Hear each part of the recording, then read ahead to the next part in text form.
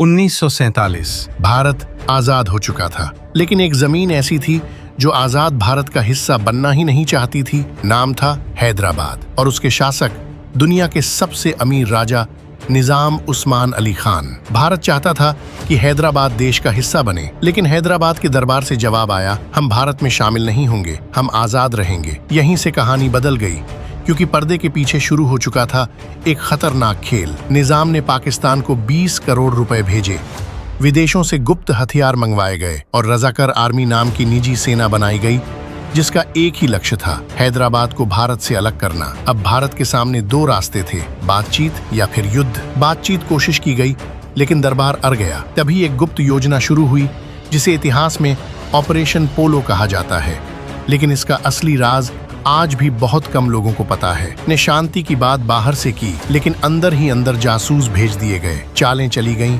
नक्शे बनाए गए। हैदराबाद के अंदर 16 ऐसे पॉइंट चुने गए जहां हमला होते ही दुश्मन संभल नहीं पाएगा। कोई शोर नहीं, कोई मीडिया नहीं, कोई नारा नहीं, सिर्फ रणनीति। 13 सितंबर 1948 सुबह 4:30 46,000 भारतीय सैनिक 5 अलग अलग दिशाओं से चुपचाप हैदराबाद में प्रवेश करते हैं। ओरिजिनल प्लान बिल्कुल हिट होता है। रजाकर आर्मी मुकाबला करने की कोशिश करती है, लेकिन भारतीय सैनिकों को उनके हर कदम की जानकारी पहले से थी, क्योंकि उनके रेडियो कोड भारत ने पहले ही डिकोड कर लिए थे। ये युद्ध 48 घंटे तक चला और 48 घंटे में किले, bank, military barrack, radio station सब भारतीय सेना के नियंत्रण में आ चुके थे। 17 सितंबर 1948 भारत के टैंकों ने निजाम के महल को चारों ओर से घेर लिया। अब अंत तय था। निजाम ने संदेश भेजा, हम आत्मसमर्पण करने के लिए तैयार हैं, और उसी क्षण हैदराबाद आधिकारिक रूप से भारत का हिस्सा बन गया। अगर ऑपरेशन पोलो असफल होता तो आज भारत का नक्शा वैसा नहीं होता